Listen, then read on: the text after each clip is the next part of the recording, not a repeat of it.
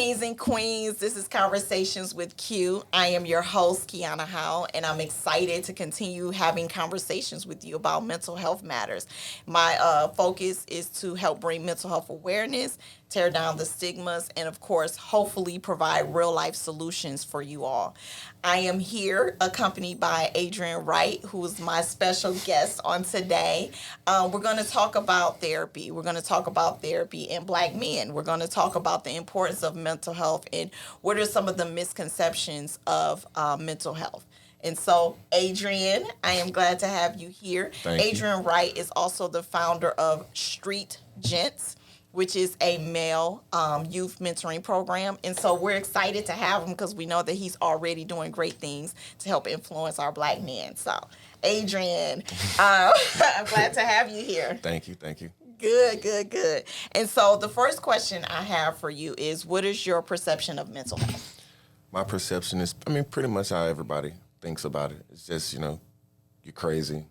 You need help, a sickness, a disease, But I look at it differently now because I struggled through it. I went through it. Problems in my life. Now it's not so much as I'm crazy because I wasn't crazy. It's just going through a lot. And anything can tear you down as far as mental health is concerned. Right. And I just want to, reiterate in my last segment that I did define the difference between mental illness and mental health. And so mental illness, yes, there is an indication that there is a serious problem that may even need medications, but everyone that's dealing with mental health issues is not struggling with mental illness per se. And that mental health is you just taking the onus on taking care of yourself, your mental and emotional well-being. And so it's important that, again, we continue to understand the definitions between the two because there is a difference. And so Absolutely. I'm glad that you brought that up. So why do you think it's challenging for men to express or show their emotions? I was waiting. I knew it was coming. I was waiting on this one. It is challenging, especially for Black men. Mm-hmm. Especially when you grow up and you have a father or any male in your family that's helping raise you. Right. They try to teach you to be strong. Right. Be dominant. Men don't cry. Mm-hmm. Don't show emotion. Don't show weakness. You got to stay strong. So as you get older, you put that out in life, and it just becomes very, very, very difficult for us to be able to just show emotion. Mm-hmm. We're just numb to life, because we have to be this macho, strong man, stay tough for people so we can give that perception that we're the dominant. Right. So. Now, do you feel like you found yourself suppressing your emotions for subject matters or experiences that you knew you actually had the right to be emotional? I'm terrible at it. I'm terrible right now at it. Like even in my relationships, even in my marriage, it's hard for me to show emotion. I'm numb. I keep everything in. So it's like, to her or to anybody that I've been involved with, it's always like, oh, you just don't care. Mm-hmm. And it's not that, because deep down I do care. Right. But I'm just emotionalist. Right. Just hold it in. Don't talk to nobody about it, But I talk to my mom, it helps me get by. And a lot of men would never go to their mother and talk to them. But I talk to my mom. I love my mom. Actually, you know what, though? But you know what? You'd be surprised, actually, for most men, they feel like their mother tends to be their only safe haven to be vulnerable. Yeah. When it comes to, like you said, their intimate partner or other female counterparts, they find it hard to express themselves. Right. And so, ladies, that's one of the things that I want you guys to learn through the course of this podcast, as we hear from other male voices, is understanding that just because a man doesn't show emotion does not mean he doesn't care. It doesn't mean that the traumas that you guys may experience together, loss of a child, loss of a loved one, loss of finances or homes, they still feel something. They actually hurt just like you.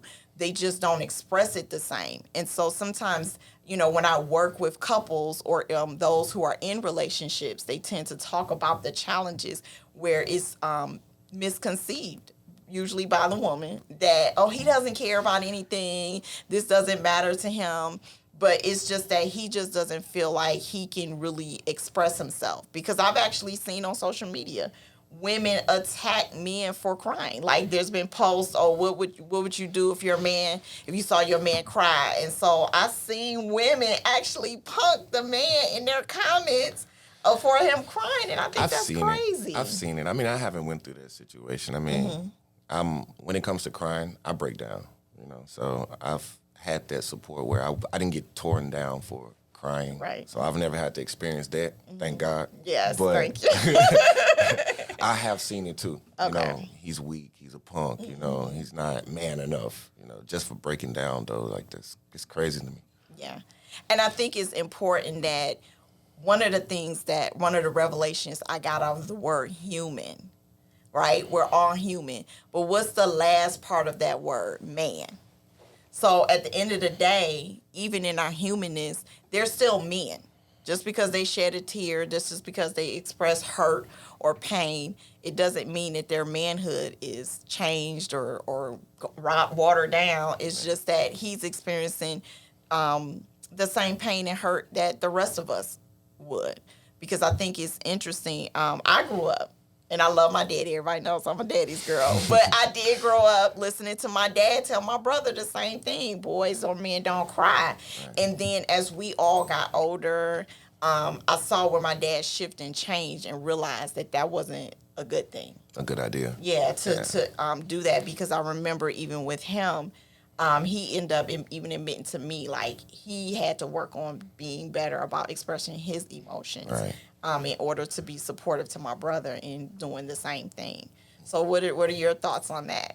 I mean, I went through it, and my dad too. My dad, he likes to cry in his room. Mm-hmm. We won't ever know that my dad cries until my mom's like, "Hey, he cried last night." Okay. And we go, "Oh, okay, yeah, we need to change something up here." Yeah. Mm-hmm. So, but yeah, I've never seen him really cry in person. Right. The day I got married, so I was proud of you. I cried even that day. But he never would let us see it, because he always wanted to make sure we knew he was strong. We knew he was, we just wanted him to just express himself. Right. And it taught me to, eventually to express myself. Okay. So. Well, what are you doing right now to help strengthen your mental health? Prayer. Okay. And helping others, helping these young men. I mean, it seems as though every time I pray, they'll come to me with a situation, and it's like, man, I just prayed about that. It's like I answer my own prayers and questions, just by helping them. So it's in talking to my mom. Mm-hmm. I have to keep saying that. Talking to my mom, it really is, because it's major help. To her being able to come to me and go, hey, look, just breathe. It's okay. Right. Just think first. And keep praying, keep helping them stay strong. And I'm like, okay, it get me by. And then talking to my brother, Johnny, he definitely helps me out a lot too. Right. On the male side, he helps me out a lot too, so. And ladies, I think it's important for us to keep that in mind, even as mothers of sons. Yes, it's good to be a safe haven for him and to be his confidant, but we have to also encourage him to have other outlets. Right? Yeah. And so I think that it's good for all the mothers, at least for a lot of my clientele, their mothers told them, you need to go see a therapist. You need to see someone else. You need to talk to someone other than me. Because I commend those women for realizing that, of course, they were always going to be biased in a sense, because that's your son, that's your child, that's your baby. And as a mother, I totally understand. Because even for me with my children, they already started doing therapy at a young age. And not even because they hit a crisis mode, but just realizing it's a good self-care practice for them. Yeah, she told me I needed to do counseling because she was like, you get to a point to where, you stop listening to me because I'm your mom. So it's like, you're not going to take the criticism from me the way that you would take it from somebody else, which it makes sense. We need somebody else that's outside of your family to be able to talk to. You're not always able to talk to your mate, or your brother or your dad or your mom. You need somebody else that's going to be able to come to you and go, nah, man, you're wrong, And that way you'll take it better coming from him Yes. or from her that's on the outside. Right, Because they looking in. And it's not like taking it from somebody that's there, that's been Right. seeing it your whole life. You're like, Yes. nah, I ain't wrong. What you talking about? So No, and that's good because I know for me, as a therapist, that's what I do. I'll listen to what you say, and then I'll help break apart different situations and help you see it from a different perspective. And again, not me telling you what to do, because like I want it always to be understood. Therapists, we're not here to tell you what to do, because again, the work is not for us to do. Right. We're just here to guide and support you. Right. But like you said, we can see things when we're listening from a different perspective, from a more unbiased perspective. And so at that point, we can say, you know what, did you ever think about it from this perspective? Did you ever look at it from this person's point of view? Or have you ever really sat down and done this self-assessment for yourself to even really reflect and determine what's really going on? Why does this really bother you? And so I think it's important that, again, we continue to tear down the stigmas of mental health, therapy, and understand that it's needed for all of us, from young to old, Definitely. actually. So, yeah, I think that is good. So, Adrian, is there anything else that you would like to share as far as your perspective on mental health and men? And No, I mean, not really. Like, what I could say, is, man, I encourage people to definitely find someone to talk to. Because I found out throughout my life, holding things in don't get you nowhere. Right. You turn yourself into a ticking time bomb. And when you blow, it's very, very, very hard to bounce back from that. right, Then you tend to do things that people don't forgive you for. right, And, God will forgive you, but that person won't. right. So you have to really be careful about holding stuff in and not releasing it. My mom always said, if you're not able to at least talk to somebody, write it down. Right. Write it out. Just Yes, get it out of your yes, system, yes. because if you hold it in there and then you blow up and you do something you regret in the long run, there's nothing you can do about it then. Right. So, I think it's funny, like you're touching on things and you haven't even seen the first episode, but I touched on a lot of those things. How when you don't work on yourself, when you don't care for your emotions or give yourself to have an outlet, things will come out in an unhealthy manner. Right. And it does affect your relationships. It does affect your patterns of behaviors. It could lead you down a path to addiction. It could lead you to angry consequences. it definitely leads you to addiction. Yeah, and so we already talked about that's something that we're going to talk about in the future, but it's important to understand that when we don't work on ourselves, when we don't do coping strategies, like I like that you said one of your coping skills is praying. Right? And I encourage people to, okay, you may not be spiritual, you may not want to pray, but meditation is good. Learning how to just sit still with yourself in the quiet and let your thoughts kind of clear out and balance out. And usually, for me, I always recommend having that journal with you, because a lot of times in that meditation period, as your thoughts begin to clear and stabilize even in that moment, some things will come to you, whether it's ideas, answers to questions that you've been having within yourself that you don't, kind of been confused about, like, I don't know what to do about this decision. Giving yourself that time to just sit still and sit alone will allow you to then quiet yourself and come up with those things. I don't know. I can't sit alone. That's my biggest fear is I get separation anxiety. No. I don't like sitting alone. But you know what? I think it's funny because I thought for a long time I could not do meditation, right? I remember the first time someone, was a meditation specialist tried to teach me how to meditate. And I was like, I overthink too much. Yeah. I can't stop my thoughts enough to just be quiet. And so as it is a practice that you have to keep doing to perfect the skill. And I always tell people when I encourage people to start meditation practice, start off with just 5 minutes. Don't try to do like Russell Simmons where you do it for an hour or anything like that. I mean, because that really takes a lot of high skill for that. Right. But just give yourself 5 minutes of quiet time. and just see just the world of difference that it will make in your day, whether it's the start of your day or ending your day, or sometimes in the middle of the day, because some people, they need it in the middle because it helps break up the chaos Right. of the day.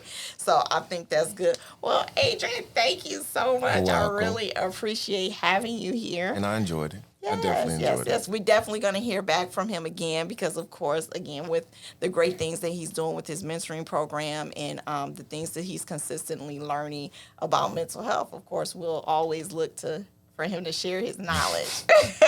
And I will. Thank you. So, Adrian, it was great having you today. And so today we're going to go transition into our advice corner. This episode I posted on social media for people to post their questions and their comments to get some advice and tell me, what it is that you're asking your questions. So I had one question from one of my social media followers, and they said, in seeking companionship, should mental health be addressed as you would finances, physical health, and other interests? And of course I said yes. I think it's important because, especially now, a lot of my clientele, again, I told you guys, most of them are males, but they are in relationships, whether they're looking to get married or they're already married. And so they find that in these discussions, especially ones that are preparing for marriage, they're starting to realize that them and their intimate partner are having these conversations like, I think we need to go to therapy. I think we need to do couples counseling or premarital counseling. Right. And so I think it's important because we need to be able to have these discussions. With mental health, there's a genetic factor. So it's important to find out, are you part of a family whose genetics makeup tend to fall in a cycle of depression or have anxiety issues? Has anyone in your family ever committed suicide or had multiple suicide attempts?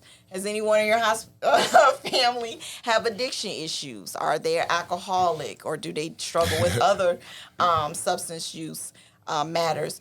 What are some of the things that consist of your family background? Right. And then what are your current struggles? Because I think a lot of times when we're in relationships, we get caught up with being in love, having fun, doing all these great things that make us smile and gooey. Right. But then when you get deep into the relationship or end up residing with each other, then you find out, it's too late. This person's dad was alcoholic, and so they're starting to do the same thing, and you're like, I didn't know they were alcoholic. I thought when we were hanging out, we were just going to happy hour, having fun, turning up together. I didn't realize it was going to be a problem at home every day, Right. Or I didn't realize that my wife will have bouts of depression episodes and just will want to be in bed for days at a time and not want to do anything. And so I think it's important to bring it up. Of course, don't go right into asking my question. Do you have mental health issues? Are you on medication? That's where I thought this was going. Right. We're going to be on a date But and be just like, hey, say, are you crazy? I mean, I don't think, of course, not on the first date. But when you think, and I did, recommend to this person, of course, not on the first date, not in the first conversation. You have to ask all these questions. But when you think it's someone that you may be really interested in being Right. pretty serious with, when you guys start having discussions about the other things that they were talking about finances and physical health. Like if you're talking about physical health, how do you eat? What is your exercise regimen? If you can ask those questions, why you can't ask about I don't mental know. health? Like it's just a touchy subject to certain people. I know. It's kind of like that would be like a romance killer. It's like, hey, let's talk about your mental health. You okay? Well, okay, so here's some cool questions. I wouldn't say don't even use the words mental health, right? But like, what are your thoughts about therapy? Or counseling? Have you ever done it before? Are you open to doing it? Like, Right. what do you think? How do you think that affects a couple if they get married? Just start having those discussions. I mean, if they getting married, yes, those are good Yeah. questions to ask because you finna do a lifelong commitment. Right. You would like to know if the person laying next to you is I know. Need some help somewhere, you know. So yeah, I do. I completely agree. It is some things that you do need to talk about. It is. And, I have a history of working with veterans. And so they, most of them suffer from PTSD. Right. And so even understanding, what some things that you may endure with them, their nightmares, and how they respond to those nightmares, some of their nightmares can transition them into having a violent episode. Yeah. And so I think it's important as women and even men, because we have female veterans as well, or who serve in the military. So it's important to even ask those that you're dating that are serving, whether they're active duty or already retired. Definitely. Being able to ask them, hey, how, what were your experiences in the military? I know you can't tell me everything, but, did you ever serve in a war? Right. Did you ever see any violence that really traumatized you? And what did you get? Did you get help? Did you get therapy? Because, of course, the Veterans Administration, they say they promote, their military personnel to seek therapy, but there's been some barriers in the system that really prevents them from getting access that they need to the resources they're supposed to have. It's crazy you bring that up. I was just talking to some veterans last night, and they brung that up, as far as counseling. They said it's easier to talk to somebody that's been there before Right. than talking to a civilian. They said they don't trust Right. civilians like they would trust their battle buddy or a best friend that's been in the same situation as them. But I was like, that's interesting. It is, because I actually counsel with It's like, that's interesting. guys from the military, but I guess it depends. Some of them, that I work with now, they do realize, okay, I need to talk to someone else other than just my Right. war buddies. Right. So I think that it's important to do that. So that was our advice corner of what we wanted to answer the question for today. And just to close out this segment, one of the things, of course, I always want to sit down and figure out, like, what is the inspirational moment that I want to have, or inspirational quote I want to share. And so what came to mind for me for this episode was stay the course. Always staying focused on the journey of reaching your purpose and your goals and the things that you really, really desire to do in your life. Always understanding that things are not going to be easy. They're not going to be perfect, but it doesn't mean that you can't stay focused. You can't continue to persevere. Absolutely. I think it's important to not get discouraged to the point where you just give up and just Right. say it didn't work. Oh, well, I'm going to, no, sometimes you just have to go back to the drawing board. I know I did for myself. I had to go back to the drawing board multiple times to figure out what was really my niche. What was it that I needed to do to perfect my craft? Right. What was it I needed to do to expand my knowledge and experience? And so for me, sometimes I did have to take time off to do my training and my preparation and be hidden for a season to where people thought I wasn't doing anything, but they don't realize I was actually just putting in the groundwork to reestablish myself. And so stay the course, stay encouraged, because the last episode we talked about, purpose in the pandemic and being able to find out what it is that you can continue to pursue and move into purpose and doing the things that you love, that you're passionate about, and your purpose to do. So I am excited again about this podcast because I feel like we're going to have some great conversations. I do think that we're going to bring a lot of enlightenment and just really help change your perspectives on things. And so I'm excited and I'm really grateful. And until next time, thank you. Have a great one. Bye.